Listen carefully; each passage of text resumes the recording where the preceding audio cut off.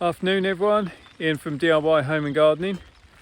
So I got the bed behind me, which it's like work in progress. So we've got that one there that's pumpkins, that one there is going to be for the squash, and this section here is the pathway between the two. But what I'm going to do is going to build a bit of a pergola walkway, basically going over the pathway, up, no, that way and down, to grow runner beans over. So let's have a look, see what I'm using. So basically I had a load of this wood last year, which is old pallet wood from Christmas tree pallets actually, so that's why it's a little bit bigger than the standard sizing. And I had built a planter with it, but honestly now we've got the allotment, not going to need the planter as well in the garden because I was just growing the strawberries and leeks in it. So taking it apart this morning and basically going to use that to, as I say, create a bit of a pergola coming up and down, still allowing for a walkway through the two, with the aim that I will then plant runner beans down this side and this side to kind of form the covering to it and maximize the amount of crops that we can get out of the same area. So the big pieces are 2 meters long, smaller pieces about a meter, maybe a touch longer. So what I'm going to do first is fix some of the longer pieces as uprights, and there'll probably be about 4 of those going in on either side. Once they're in, then we can then use some of the shorter sections to cut them down, and I think, well, they'll be pretty close.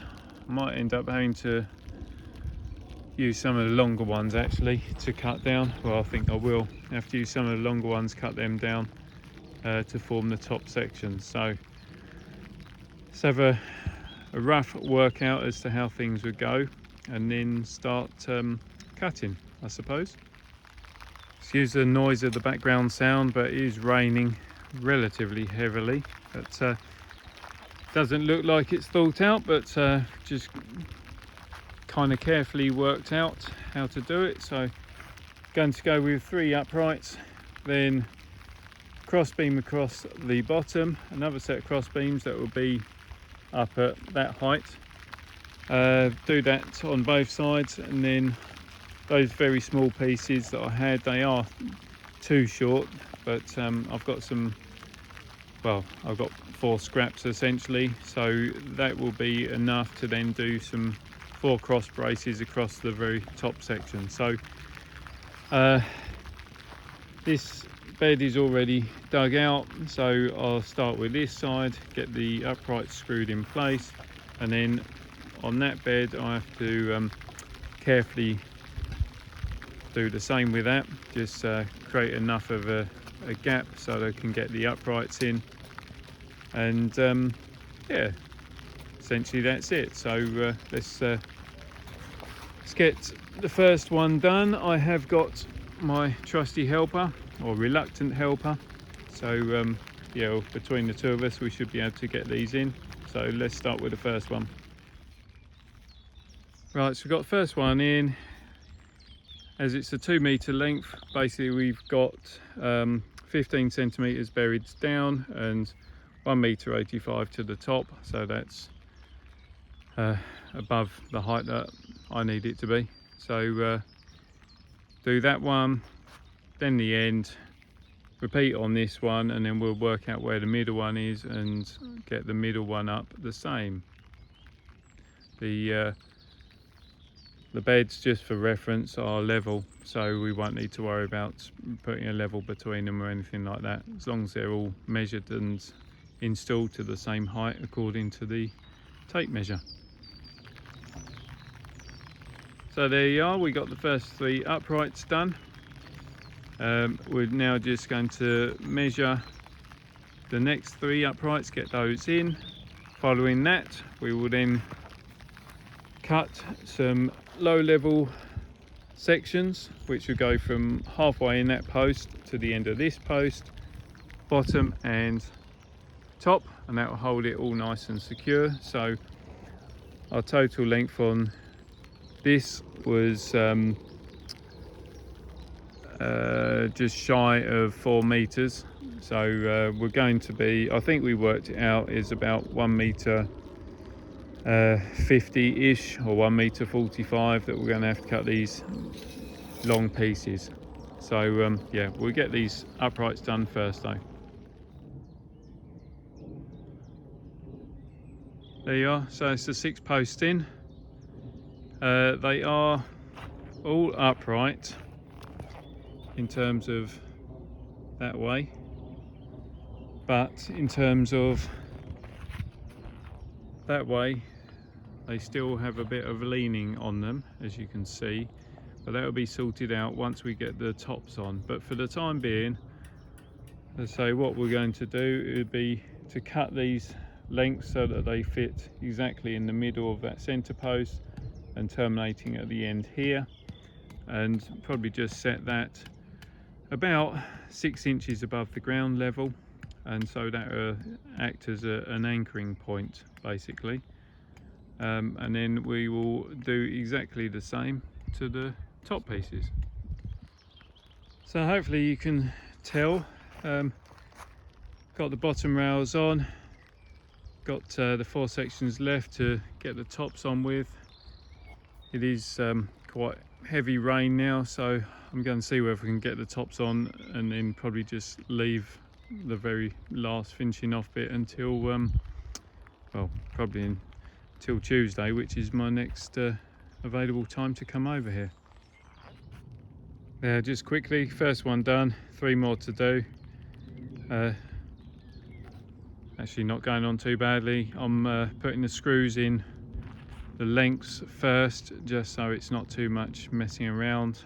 So just lightly getting them in, offer up one side with the other bit balanced onto the post, and then screw in. So managing kind of okay by myself. There we are. So got the top rails on. I'm going to persevere because it's not heavy rain, it's just that annoying rain. So got to cut the cross members, which will be, if you imagine, kind of like that. So in order to work out how long they got to be, I need to measure from the outside of this post to the outside of that post, cut them the correct length, or maybe with a slight overhang. Might do a slight overhang to look like that actually, but then that enable you to then square up the 2 sides so that they're upright and equal distance from one another. So that's going to be my next job. I'm just going to cut up, I don't know, might cut 5 actually, so either end, and then stagger the 3 through the middle. Let's have a go. So I can't actually do much of an overhang because, quite frankly, the sections of wood I've got left are too short, but it's just going to have a couple of centimetre overhang. So I've put the first one in, first screw in to hold that, and then you can see how out it is. So that way we'll then need to keep moving this till we got the 2 centimetre overhang that way, and screw that in, and that will square up the whole frame. So onwards and upwards, I guess. First one in on the top rail. Going to then do the far end just so it kind of straightens that end up, and then work out where I'm going to be able to position the other ones. But yeah, it's not too fiddly, to be honest. It's just like building a normal garden pergola on a smaller scale, and well, without caring quite so much. But anyway, let's get it finished. Right, at this point I've only secured on this end and the very far end. I've got another 3 pieces to do. Going to measure those so equal distance, get them screwed down. Quite frankly, I'm already soaked, so I might as well just carry on doing it, and at least it's finished then. So bit of measuring, bit of division, and then screwing down. Let's get on with it before I get too wet. There you are. So that's the finished pagoda, I guess.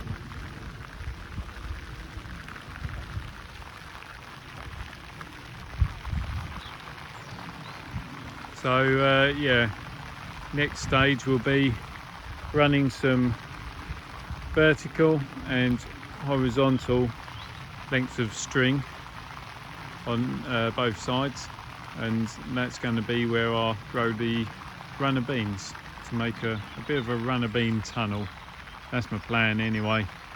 I've got loads of string at home, and quite frankly netting's quite expensive, so I normally use string with bamboo canes, which is perfectly adequate. So kind of figured that it's, growing up these structures should be even better. So job done, I think, for the time being, because it is absolutely tipping it down. So having said I was going to call it a day, I've decided that I'll get the strings set out, so the horizontals at least. What I've done is measured every 6 inches, stuck a screw in, so I've done it on each of the 3 vertical uprights, and then basically running a string from one end to the other and snaking all the way back. So let me just show you how I start it off and set it out. So just starting with a basic clove hitch, which I'll leave you to look it up. Just needs both my hands to pull it, so it pulls it nice and tight, like so, and then walk with me while we get it in, under, wrap it round, keeping the string nice and taut, along to the next bit. Again, just keep it taut, round, up to the next one, and along. And that's what we'll do until we get right to the top, and then that's where we'll do a proper knot. So there we are, we've gone all the way to the top, final section, so just need to cut that and then tie a knot to finish it off with, and that is then both sides done, and essentially ready for planting runner beans. Okay, well, I'm well and truly done now. Chucking it down, obviously, as you can see. Got the runner bean pergola done, relatively straightforward, using old pieces of wood, but obviously you can just go out and buy some timber and make it yourself. And barring the fact that I didn't concrete it in, is essentially the same way that you'd set out a pergola for your own garden. So yeah, you can certainly follow the method and create something a little bit more attractive in your own garden. But yeah, if you like what I've done, then please subscribe to the channel. It's always very nice to see new people coming on board. If you've got any questions, please feel free to send them over to me. I'll do my very best to answer them for you.